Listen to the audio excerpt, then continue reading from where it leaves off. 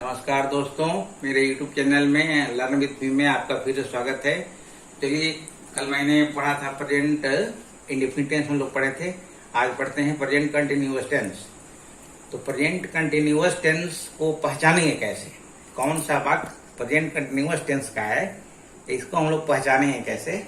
इसके लिए यहाँ लिखा है कि जिस हिंदी वाक्यों के अंत में मुख्य क्रिया में, मुख्य क्रिया जैसे खाना पीना, हंसना रोना, उछलना कूदना, जाना आना, जाना दौड़ना, ये सब मुख्य क्रिया है, उसमें रहा है, रही है, रहे हैं, रहा हूं, रही हूं इत्यादि लगा रहे, उसे प्रेजेंट कंटिन्यूअस टेंस का वाक्य कहते हैं।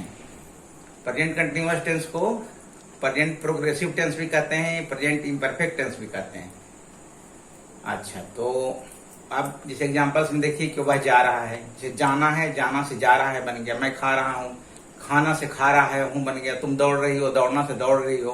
वो वे लोग हंस रहे हैं, हंसना से हंस रहे हैं बन गया। तारे आकाश में टिमटिमा रहे हैं, टिमटिमाना से टिमटिमा रहे हो गया।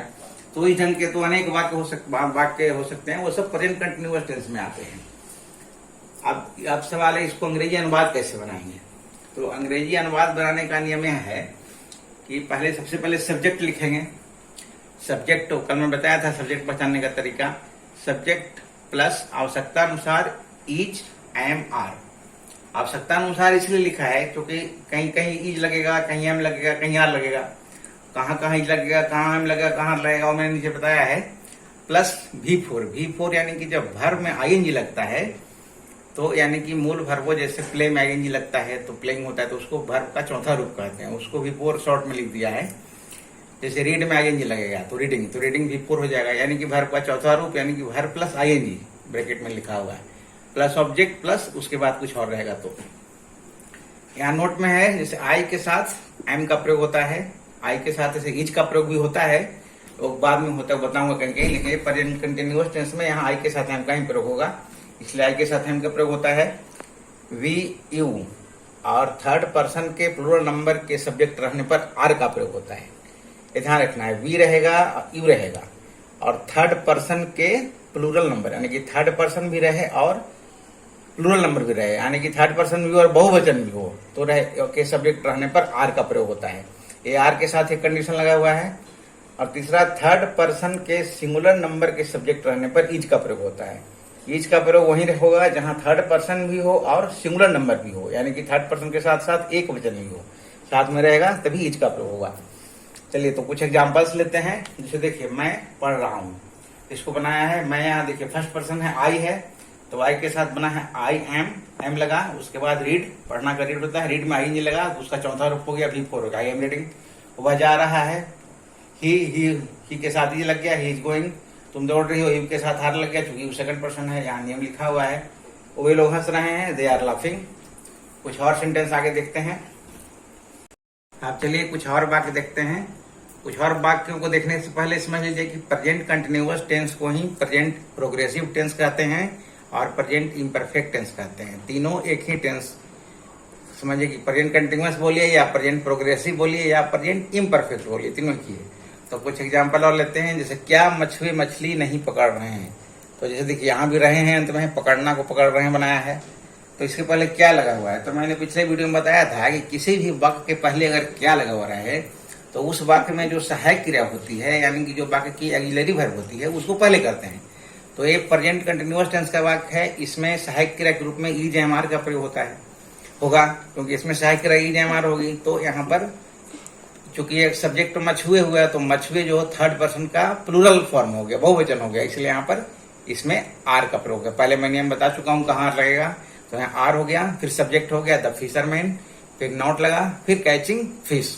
यहाँ फिश का प्लूरल इसलिए नहीं हुआ, फिशेज नहीं हुआ, क्योंकि फिशेज का अर्थ हो जाता है अलग अलग जातियों की प्रजातियां होती है ना मछलियों की, तो उसके लिए फिशेज का अर्थ होता है, वो मैं बाद में कहीं बताऊंगा। कैचिंग फिश भी सही सेंटेंस है, फिश भी सही है, फिशेज भी सही है, लेकिन दोनों का मीनिंग अलग अलग हो जाएगा, लेकिन सेंटेंस है भी सही है। जैसे देखिए, तुम क्या कर रहे हो, यहाँ वाक्य के बीच में क्या है, तो मैं बताया था कि वो पहले वीडियो में बता चुका हूँ कि जब वाक्य के बीच में क्या हो तो उसकी अंग्रेजी क्या है, वो WH क्वेश्चन हो जाता है, वो भाट से फिर शुरू होगा। उसमें WH क्वेश्चन के बाद फिर क्या है, उसमें सहायक क्रिया लगती है। तो ये प्रेजेंट कंटिन्यूअस टेंस का वाक्य हुआ तो इसमें सहायक क्रिया के रूप में आर का प्रयोग हुआ। तो व्हाट आर यू डूइंग, वे वहां कब जा रहे हैं।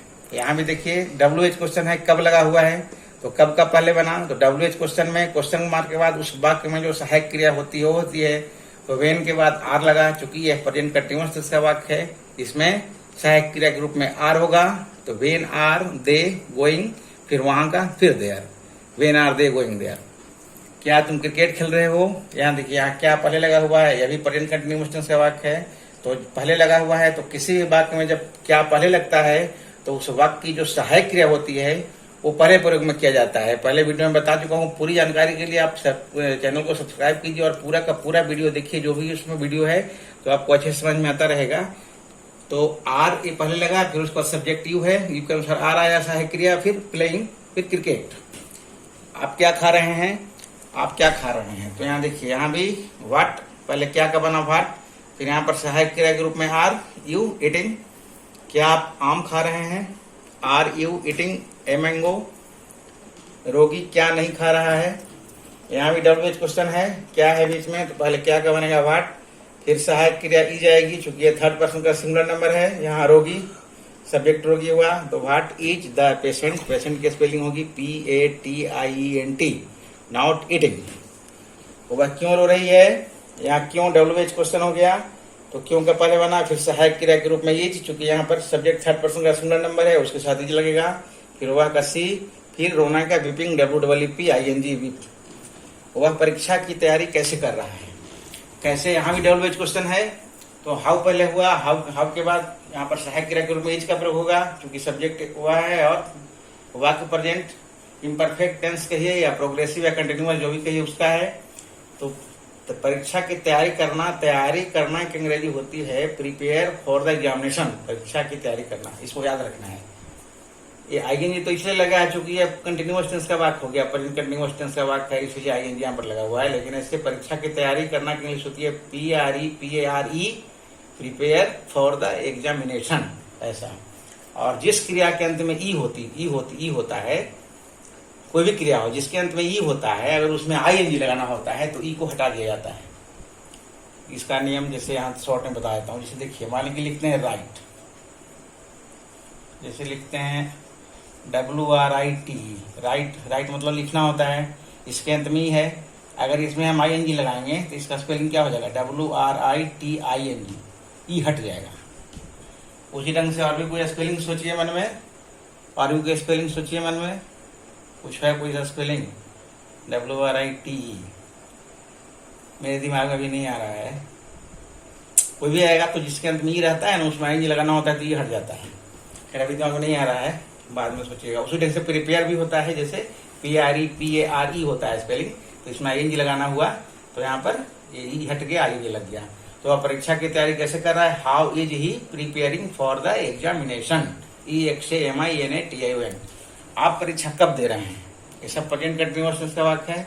ये भी देखिए WH क्वेश्चन हो गया, तो कब दे रहे हैं, तो पहले कब का बना वेन, फिर यहाँ पर सहायक क्रिया के रूप में आर का प्रयोग हुआ, क्योंकि यहाँ पर सब्जेक्ट सेकंड पर्सन है, तो वेन आर यू।